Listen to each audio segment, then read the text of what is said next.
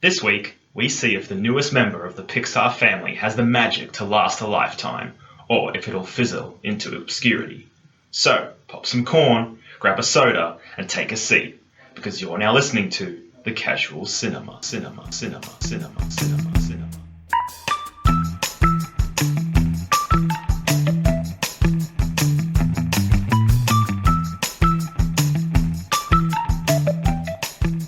Welcome back, everyone, to The Casual Cinema. I'm one of your hosts, Josh, joined as always by Nathan, and this week we are reviewing Pixar's latest film, Onward. Before I get started, we are aware that this movie has been out for quite some time, but as you all know, due to the COVID-19 situation, we were unable to see it in the cinemas. So we decided to wait, and when it came into Disney Plus, we would then take the time to watch and review, and that's what we're doing today. So, with all that being said, let's get to first impressions. Nathan, what did you think of Onward? Hello, it's me. I thought it was really good, to be honest. I love Pixar, and I think they've done another great job here. The characters were enjoyable, the animation's beautiful. Yeah, I liked it. I felt the same way. I expect no less when it comes to Pixar. I knew that it would be of a certain quality. Whether or not it was the best of the best, it wasn't really what I was after. I was just looking for a good movie, and I got one. But we should get into the nitty-gritty, obviously. So let's talk story. Now, if any of you have seen the trailers, you know that it's a fantasy set in the modern era, and that as a result of that, it sort of takes after other examples such as Bright and even video games like The Wolf Among Us. The difference here being obviously that it's more kid-friendly and that the main characters, Ian, played by Tom Holland, and Barley, played by Chris Pratt, are trying to revive the dead father. Things go awry, and instead of reviving his entire body, they only revive the bottom half, and then they essentially go on a quest to acquire what's called a Phoenix gem that allows them to rematerialize his torso and head. That's basically the plot. And that alone is why I believe it's one of the big strengths of the movie, that its uniqueness. It's definitely something I've never seen done before, and I immediately was glued in to the idea that these, I guess boys or young men are off to find the upper body of their dad. It's definitely different, and I liked that. What did you think? Yeah, I really didn't know what this movie was going to be about, and it really surprised me. Like you said, it's very unique. Like, to have just half a body and they're trying to, they have until, they have, 24 hours to try and restore his upper half so they can, say farewell to their dad. Which, again, it's quite an emotional movie as well. Like, Pixar always get you with those emotional beats, and they're definitely here as well. And I really liked what they did with the top half of the dad, how they just put clothes on the top half and it was all raggedy, and there was some really good comedy moments with that as well, which got me every time. So yeah, I really enjoyed that. Yeah, I felt that the comedy in terms of the dad was probably the best in the movie. We'll talk more on the comedy later, but no, I felt that the way that they included him, I should say, was really well done. And it never felt boring or even derivative. Like, I hadn't really seen it done before. I mean, the closest thing that I can think of is something like Weekend at Bernie's, where these two guys have their boss's deceased body. But obviously that's completely different to this, but I guess you could see the similarities. Regardless, though, it was definitely something that was interesting right from the get-go and made for some good laughs.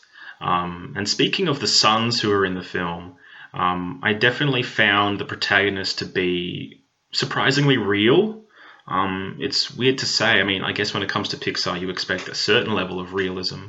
But, we're so used to seeing stuff like Toy Story or Finding Nemo when your main character is either a toy or a fish. And I think that when it comes to a character like Ian, who's an elf, I was surprised to find him at times relatable and intriguing. What did you think of Ian? Yeah, it was good. I mean, it is a coming-of-age story, which apparently Tom Holland keeps doing this because so Spider-Man. Yeah, exactly. So it kind of felt similar to Homecoming, especially when he was at high school. But yeah, no, it was really good, and yeah, just as I found it very relatable at times because I just have one older brother, like that's just me and him, and so like some of the parts really kind of hit me real, because it was really relatable. I mean, apart from the dad stuff, but yeah, that's the thing that I did find it really relatable. I found them both quite like really well written and played characters. Yeah. Well, yeah, I definitely think that Barley, the older brother portrayed by Chris Pratt, embodied that cringeworthy sort of brother who says things that embarrass the hell out of you, especially in public. I myself have two older brothers, and that's happened more than once. And I kind of felt that in many ways he inhabited that annoying guy who just want to shut up more than anything. It really covers the love-hate relationship people have with their siblings just perfectly, really. And I didn't see it coming, and that's why it just like hits you hard, Yeah, and even the relationship the boys have with their mum, Laurel, who's actually portrayed by Seinfeld alum Julia Louis-Dreyfus, who plays Elaine in Seinfeld. I found that to be really good as well, and I found her to be a really interesting character. Like, she wasn't obviously your atypical mum, but she also could have played into that role really well. And the way that they teamed her up with the Manticore, played by Octavia Spencer, it made for something really fun and interesting. And there were times where I was like, man, I wish I could just see Laurel and the Manticore running around, or if they were with actually Ian and Barley, because they themselves were really interesting characters and were really fun to watch. Yeah, I totally agree. I really enjoyed the Manticore as well, and yeah, I thought they were going to play a bigger part, but they don't really come into it to the end. But yeah, they definitely had good chemistry as well and funny moments, and yeah, I mean, I feel like all the characters were done really well. Yeah, I mean, it's kind of funny because I felt that the Manticore was going to be in the movie more, just because of the fact that the way that she was introduced made it seem like she was going to join Ian and Barley on their journey. It was almost like they were finding new quest members or something like that. I mean, obviously that never happened, but I kind of wish it did because she was just so fun to watch. The fact that she owned like this kids, I guess you could say, or family style restaurant was also really funny. And I guess the jokes they kind of pulled in making fun of like Lord of the Rings and sort of traditional fantasy tropes was just enjoyable. And for someone like myself who's, a big fan of Lord of the Rings, I found it pretty funny. But no, besides that, I think the characters were all done justice, and I really enjoyed all of them. And, on the topic of just them themselves, the animation and the way they were presented on a technical level was obviously superb, and you expect no less coming from Disney or Pixar. It's just something that's obvious. I mean, there was a moment when there's a car chase. Speaking of cars, I completely forgot about Guinevere, their van, probably the best character in the movie, in my opinion. I know it sounds stupid, it doesn't speak at all, but I just felt that the way that they had that moment between Barley and the van before he basically sent it to its death was really funny. But yeah, the car chase I was speaking about earlier, there's a scene where it sort of shows a shot of the cop car on the side, and for a moment, like in every other Pixar movie, you think that's a real cop car. Like, it's just that well animated. What did you think? Because I just thought it was amazing. Yeah, they just know all the tricks, They have the budget, they have the skill, and it's mainly just like, the lighting is just always superb, and the way the materials reflect light in a realistic way. That's probably why the car looks real. Yeah, it's just, I love it. It's great. Yeah, but speaking of cars, I never spotted the Pizza Planet truck. Now, I know that most Pixar movies feature the Pizza Planet truck. I never spotted it. It was probably in some sort of highway sequence. But damn, I wish I could have seen it. I remember when I saw it in Coco for a split second, and I was like, I saw it. I was watching it with people, and they were like, I didn't see it. And I was like, but I did. But anyway, I also felt that the movie had a surprising moment or two, particularly Ian letting Barley speak with their father at the end of it. That was really well done, and I liked that, and that elevated the movie for me. Now, I won't say that I'm in love with this movie, but I just want to say that that moment alone turned an otherwise ordinary ending into something a little special, and I really enjoyed that. Yeah, it subverts your expectations for the better as well.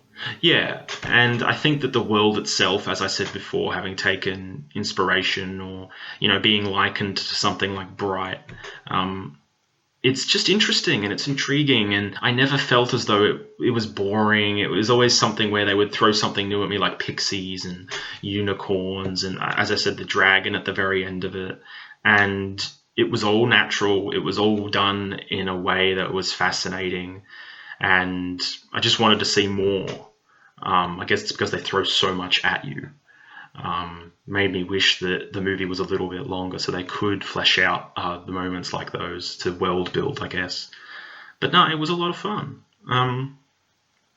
But as there is always fun, I guess there are always negatives. And I think the biggest one I probably had with Onward was just the fact that the story had one too many cliches. And at times it felt, besides the ending, kind of predictable. And what I mean by that is that there was always a spell, as Ian is a budding wizard, to fix every sort of issue they came across. And I understood that it was a kid's movie and you had to kind of overcome those problems, but it felt just a bit too, what's the right word? Convenient. It felt a bit too convenient, just from a story perspective. And being Pixar, I wish they would have kind of leaned into that realism a little bit more. But it's hard when you're dealing with a fantasy, and I understand that you have to find where to balance. I guess it's just one of the issues I had with the movie. If there's any you have with the film, you can mention them. No, honestly, off the top of my head, I can't think of any major or minor issues I had with the film. I found it really engaging and enjoyable the whole way through. I don't know, maybe the stepdad character was a bit annoying sometimes. Yeah, but again, I didn't really find him funny. But again, he looked great, and the animation was really fun on him too. So yeah, what I was going to say was just the fact that it's hard to judge this film because that actor playing the stepdad is playing an atypical stepdad. Do you know what I mean? Like, that's who he's playing, just as much as Chris Pratt is playing this atypical older brother who's meant to be cringeworthy and kind of annoying. And as a result, you just don't know how to feel about it at times. I mean, by the end of it, I kind of understood what they were going for. But I will say that Chris Pratt himself in that performance may not have been the best pick just because he felt a little transparent. I think that was the only issue I had with Barley, was just the fact that there were moments where I was like, that's just Chris Pratt. You know what I mean? Like, it didn't feel as though I was seeing him embody somebody else. I just saw the actor. Now, I mean, I can't blame him for that. If he's told, just use your voice, just be this person, go, then it's not his fault. But if I compare him to his performance in, say, the Lego Movie when he played Emmett, I feel like Emmett was not Chris Pratt because he was portraying this very upbeat and happy character who was also kind of a doofus. I mean, I know Chris Pratt's often stereotyped that way, but the actor himself is not. Where I feel like Barley was very much embodying that Chris Pratt persona. I don't know, what are your thoughts on it? I don't know. He didn't really stand out to me, to be honest. I mean, I don't know. I know he's playing the character. Like, I know it's him. I thought he did an alright job. But I definitely agree with what you're saying. It is his whole character is super convenient to the plot as well. Just the fact he's just, like, knows everything, right? And it's kind of annoying that, like, he's the one that he's an encyclopedia. He just knows everything off the top of his head. And yeah, definitely, now that you mention it, it's really convenient. Yeah, it's a little too convenient for my liking. That doesn't take anything away from the film. This is definitely one of those movies where I never finished it and thought, oh, this was really bad, or this sucked, or this was mediocre. Like, all of it was passable. It was just the fact that there were little things where I was like, maybe you could have changed that or fixed it or done something different with it, because it just felt a little bit on the nose, especially with, as you say, the brother being that in the human encyclopedia. And besides that, I think that my only other minor gripe with it is that, like the occasional Marvel movie, some jokes hit and some jokes didn't. And I felt, as you said, everything with the dad, that sort of physical humor was pretty funny. But there was many other moments during the movie where I was kind of like, okay, that isn't that funny or something like that. But what else do you expect? They've got to try. I guess it's just one of those subjective things where either you like it or you don't like it. Well, there's definitely got to be a balance for the jokes that, adults are going to laugh at and the jokes kids are going to laugh at. And again, Pixar do a great job of balancing like the mature and the immature comedy, right? They're doing their best. They're trying to please everyone, which I just give them credit for that, because a lot of animation studios just make, crappy jokes for kids and parents are just in the theaters rolling their eyes. So at least they try. Yeah, I mean, I know I don't really want to pick any fights, but I know the studios behind the Minions movies and stuff like that often makes just these jokes for 2-year-olds and 3-year-olds that you're going to get a laugh out of these kids, but adults, at least me, I'm just sitting there watching it going, okay, you're really doing that? Fair enough. But that didn't happen here, which is great. That did not happen. There was never a joke where I felt like, okay, this is definitely made for the young audience. There was a mix, as you say. It didn't come close to sort of the humor you might find in a Toy Story or even a Finding Nemo. But that's kind of a drier humor, where I feel like this movie didn't necessarily have that. As I said, it kind of was physical, and then you had more inside jokes, but it never got to that level of, I guess you could say, older style. But yeah, apart from that, it's hard to pick at this movie. I mean, as I said, there are issues here that bring the movie down, at least for me. I didn't love it, and I mentioned that before. I didn't hate it, though, and I definitely thought it was a very good film. It just became a matter of, would I watch this movie again? And I sort of thought to myself, probably not. I mean, if it was on TV and I had nothing else on, then I'd probably watch it. I know that sounds like it's a really bad thing, but what I mean is keep repeating myself, is that I would definitely rewatch it, but just not seek it out. Do you know what I mean? I think you get the most out of a film like this the first time you watch it. Because once you know what to expect, I think it is not as interesting a film, because it's those little twists and turns that make this movie so good, I think. So yeah, I have to agree with you there that on a second watch it might not be as enjoyable. And I think that's the problem. I think it happens with some Pixar movies. I mean, I know a lot of people love the likes of Inside Out, but I feel like with Inside Out, once you've seen those emotional beats, rewatching it won't have the same impact. And I felt like in this movie, it was the same sort of thing. I feel like it might be a drag at times, because you're kind of jumping from one set piece to another. They're at the bridge, or they're dealing with the pixies, or now they're on the giant Cheeto boat, doing catch and stuff like that. It jumps from scene to scene to scene, like any film does. But the problem is, again, you're just waiting for that ending. And I feel like it might seem a little bit like a slog just to get there on rewatch. But apart from that, there's no major gripes I have with the movie. I'm just going over my notes that I have here, and I'm just trying to think of anything else.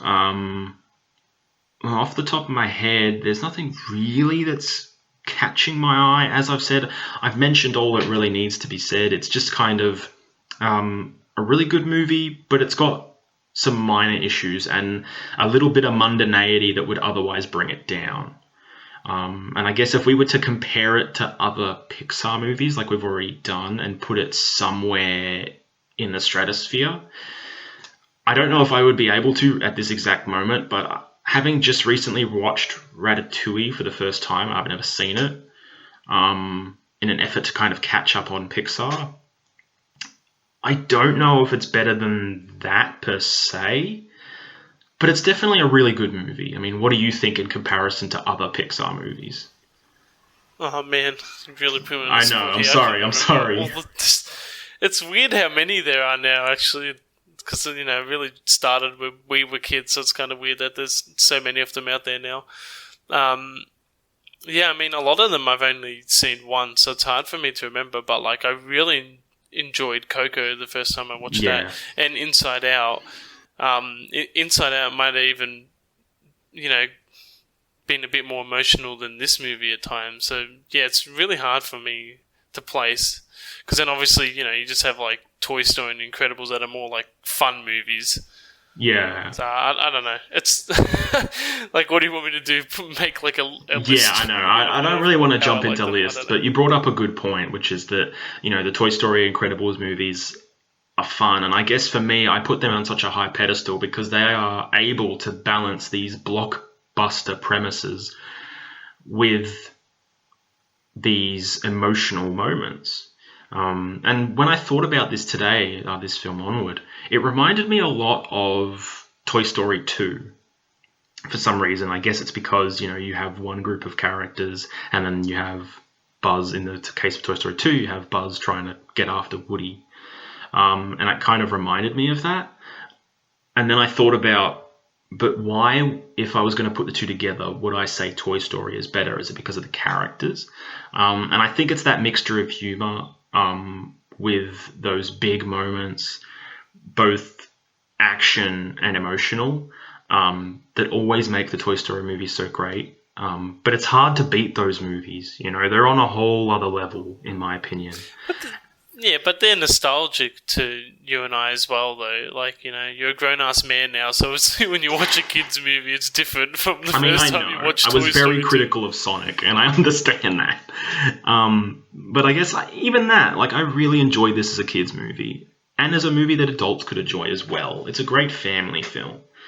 And, you know, that was my biggest gripe of Sonic the Hedgehog, was it felt like it was so geared towards 10-year-olds, but 10-year-olds from the mid-2000s, where I feel like this is obviously a much more, I don't want to say recent, because it is recent, but I mean as in it's geared towards a much older yet younger audience. It's just more family-orientated, and I think that means you get more enjoyment out of it.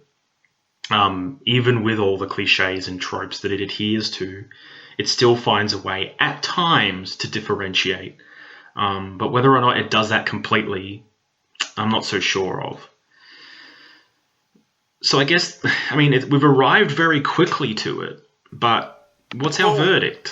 Sorry, go ahead. I was just going to say, just to cut you off before we get to the final verdict, I was just going to say that, like, I can definitely see that this movie, in terms of, like, how iconic it will be, like, with its characters and everything, of course it's not going to come near to Incredibles or Toy Story, because they're just, like, these, like, elves or whatever they are, trolls, what are they? Elves, yeah. Anyways,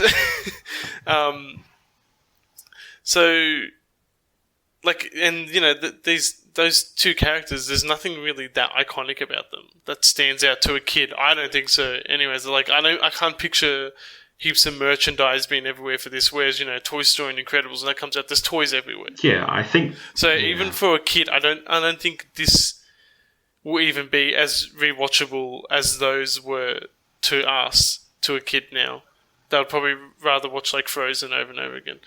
Yeah, but I get that. I think that the reason why movies like Frozen are so rewatchable has nothing to do with the story or necessarily the characters. It's got more to do with the music.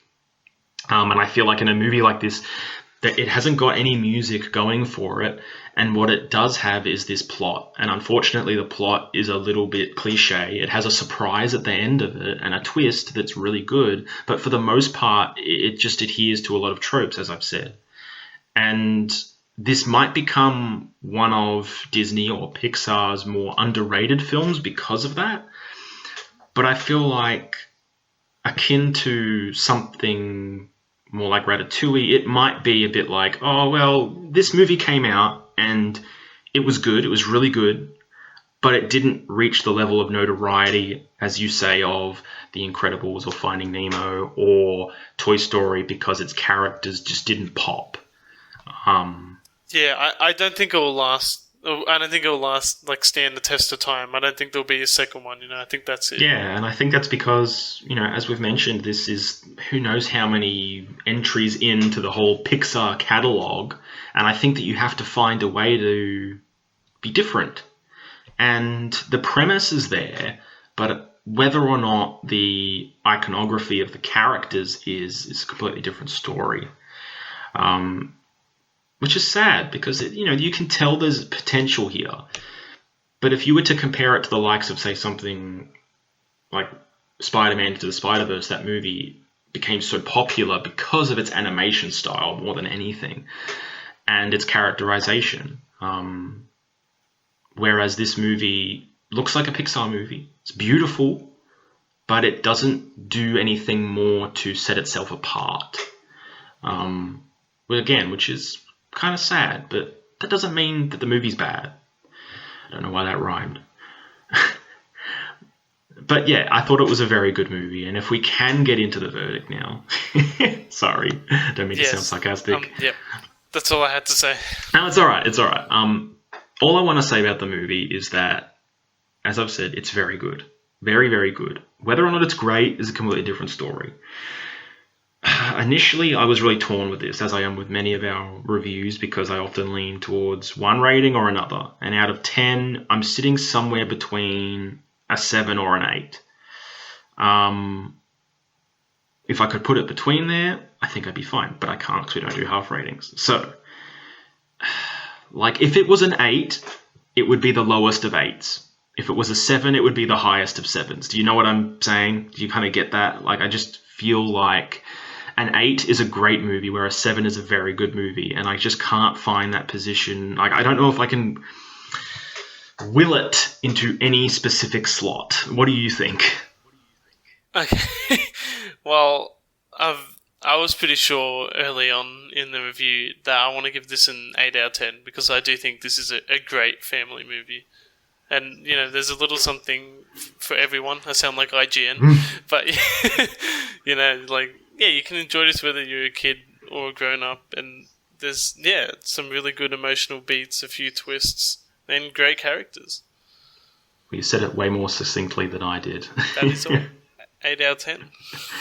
Well, there you go, everybody. You've got an 8 and somebody who can't pick between a 7 or an 8. So make of that what you will, but you know what? Spend the time. If you've got Disney Plus, check it out. It's there. It's new. You've got nothing else to do during Corona. Just watch it. Anyway, guys, this has been the Casual Cinema this week. Expect more coming, and we'll catch you guys next time. See ya on the flip.